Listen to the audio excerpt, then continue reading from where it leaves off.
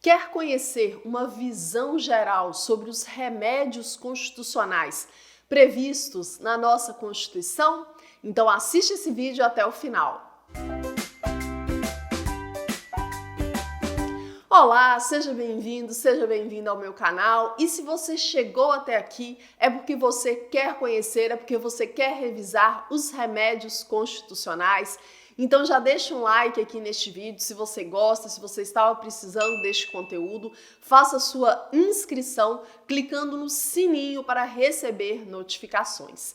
E não esquece de deixar um comentário para mim, porque quanto mais vocês interagem comigo, mais motivada eu fico para poder gravar videoaulas de revisão e disponibilizar aqui para ajudar vocês. E hoje nós vamos falar sobre os remédios constitucionais. É um tema super importante, super necessário, um tema que se relaciona aí com o direito constitucional, principalmente, mas que também se relaciona com o direito processual penal, com o direito administrativo. Então, nós estamos falando de um assunto que é muito relevante para diferentes áreas do conhecimento dentro do direito. Vale lembrar que os remédios constitucionais eles estão previstos lá no artigo 5º da Constituição e qual que é a lógica por trás deles, né? A nossa Constituição, ela estabelece direitos, ok? Só que ela também estabelece garantias, né? E os remédios constitucionais, eles se relacionam com isso aí. Eles representam hoje verdadeiros instrumentos que são postos à nossa disposição toda vez que direitos previstos na Constituição são violados. Então, nós temos aí 5 remédios constitucionais previstos lá no artigo 5º. São eles o habeas corpus, o habeas data, o mandado de segurança, o mandado de injunção e a ação popular. E nessa videoaula, nós vamos falar sobre os tópicos gerais de cada um desses remédios, acompanhando aí a previsão da Constituição. Então, olha só, o primeiro que nós vamos falar é sobre o habeas corpus. A Constituição diz, em seu artigo 5º, inciso 67, que conceder-se-á habeas corpus sempre que alguém sofrer ou se achar ameaçado de sofrer, né, ou se achar na iminência de sofrer violência ou coação em sua liberdade de locomoção por ilegalidade ou abuso de poder. Então, qual que é a finalidade do habeas corpus? Nós estamos falando de um remédio constitucional que visa aí garantir o direito à liberdade de locomoção em casos, né, em situações de prisão indevida ou arbitrária. O habeas corpus, ele é um remédio constitucional 100% gratuito, né? Não existe aí o pagamento de custas processuais para a propositura de um habeas corpus. Vale lembrar também que qualquer pessoa pode fazer um habeas corpus em seu favor. Não é peça privativa de advogado e também não é necessário, né, que você tenha aí nenhum tipo de capacidade, de poderes específicos para interpor o habeas corpus. E você pode, inclusive, interpor um habeas corpus em favor de uma outra pessoa.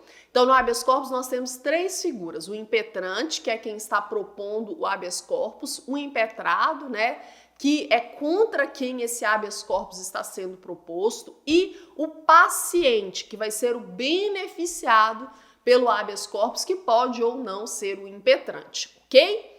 Vale lembrar também que o habeas corpus, nós temos 2 tipos de habeas corpus, né? O habeas corpus ele pode ser liberatório ou repressivo, que é quando alguém já teve a sua liberdade de locomoção violada, mas ele também pode ser preventivo, quando alguém está na iminência de sofrer aí algum tipo de ameaça, de coação em sua liberdade de locomoção, ok? Previsão legal do habeas corpus. Então, você deve fazer a leitura do artigo 5º, inciso 67 da Constituição, e você também vai fazer a leitura dos artigos 647 a 667 do Código de Processo Penal, que fala aí, né, todos os aspectos referentes ao habeas corpus. Ele está disciplinado, então, no Código de Processo Penal, mais uma vez, artigo 647 a 667. O próximo remédio constitucional que nós vamos revisar aí é o habeas data, né? O habeas data, ele também está previsto aí na Constituição, ele está previsto aí no artigo 5º, ok? E o habeas data, ele vai tratar basicamente, né? Ele vai ter duas finalidades. O habeas data, ele serve para você assegurar o conhecimento de informações relativas à pessoa do impetrante. Então, ele é para você garantir o direito de obter informações por parte aí de bancos de dados públicos, né, governamentais ou de caráter público. Então, para assegurar o conhecimento de informações relativas à pessoa do impetrante, né, constantes no registro ou nos bancos de dados de entidades governamentais ou de caráter público, como eu já falei, mas o habeas data você também pode utilizá-lo para retificar dados, né, para retificação de dados, quando você não preferir fazer em um processo sigiloso, judicial ou administrativo. Então, para você obter ou retificar informações constantes em bancos de dados públicos, habeas data é o remédio constitucional adequado. Ele também é gratuito e a previsão legal dele, né, ele está disciplinado aí na Lei 9.507 de 97. A lei, inclusive, traz uma terceira possibilidade de impetração, né, de habeas data aí para você constar, né, informações, para você incluir aí informações suas constantes em bancos de dados públicos, né, fazer registro de informações, mas a gente não vai falar sobre isso agora, porque aqui o foco geral é ver a previsão constitucional e a Constituição traz a retificação e você obter informações de bancos de dados públicos, ok? Então, habeas data, Lei 9.507 de 97. Temos também o nosso mandado de segurança. Então, o artigo 5º, inciso 69, ele fala que conceder-se-á mandado de segurança para proteger direito líquido e certo, não amparado por habeas corpus ou habeas data, quando o responsável pela ilegalidade ou abuso de poder for autoridade pública ou agente de pessoa jurídica no exercício de atribuições do poder público. Então, o mandado de segurança, ele é um remédio constitucional residual, porque ele cabe para situações de abuso de poder. Só que é para abuso de poder não relacionado à locomoção, né, a violência ou coação na liberdade de locomoção, porque aí caberá habeas corpus, ou abuso de poder não relacionado ao direito de obter ou de retificar informações em bancos de dados públicos, porque aí caberá habeas data. Então, outras situações de abuso de poder, de abuso de autoridade, caberá aí o remédio constitucional mandado de segurança, ok? Então, o mandado de segurança, ele é usado para situações de abuso de autoridade. Hoje, ele está disciplinado, aí a previsão legal é a Lei 12.016, de 7 de agosto de 2009, ok? Então, Lei 12.016 de 2009. Ainda sobre o mandado de segurança, né, vale lembrar que ele pode ser individual ou coletivo, conforme previsão da própria Constituição.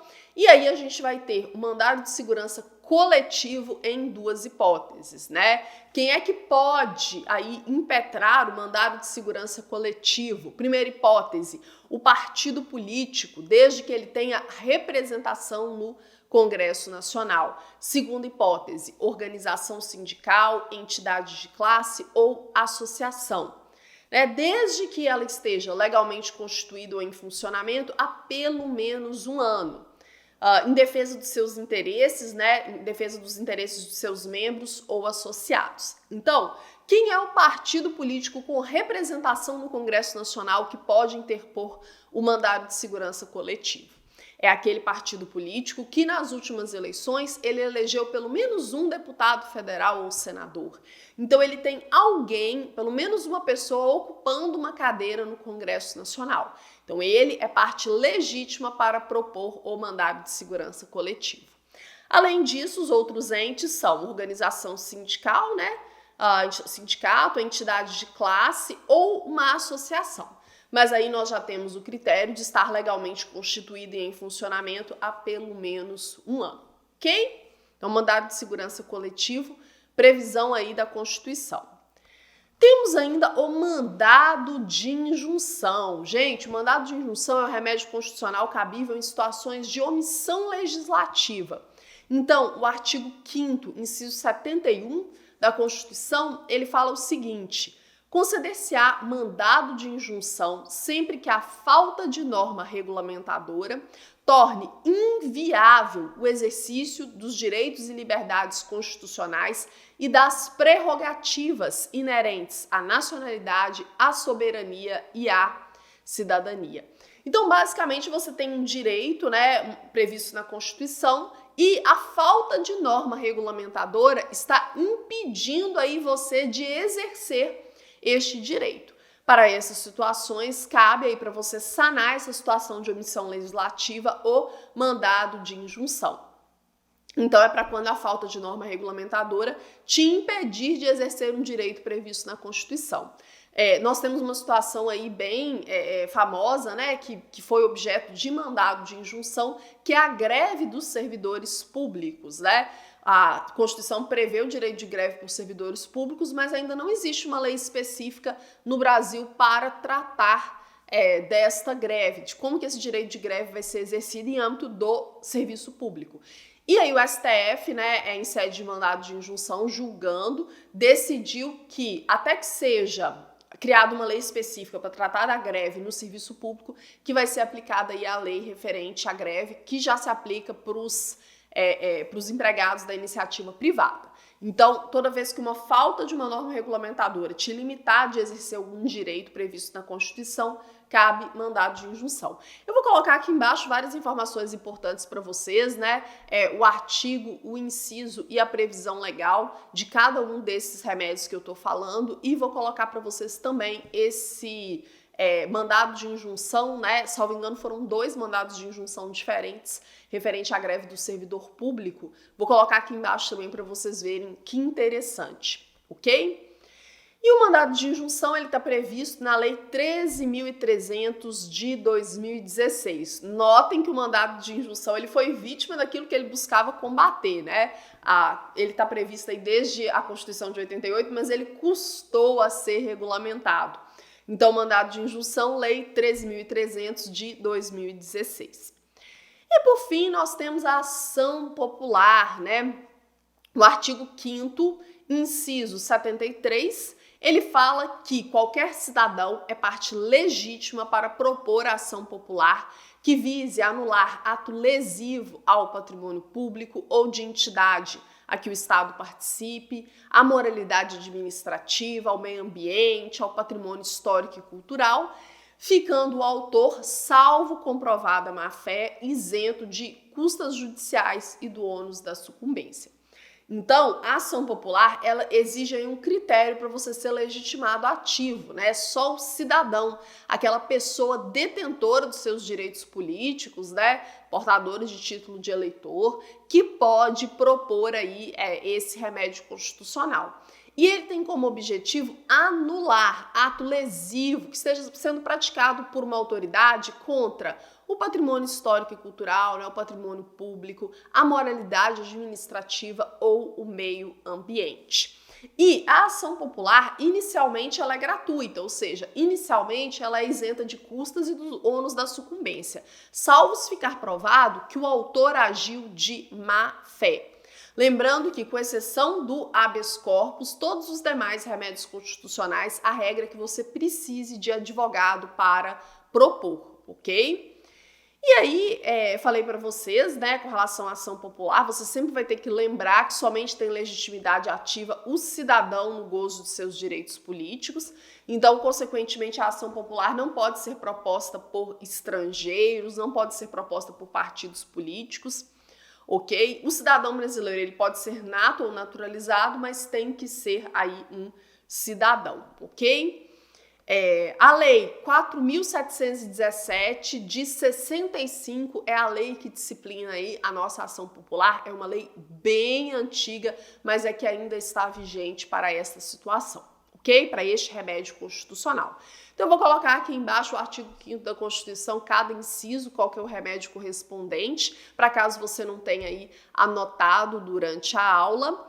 E se você tiver algum comentário, alguma pergunta, coloca aqui embaixo. Ou se você for meu aluno ou minha aluna, me chama diretamente na aula. Um grande abraço e até mais!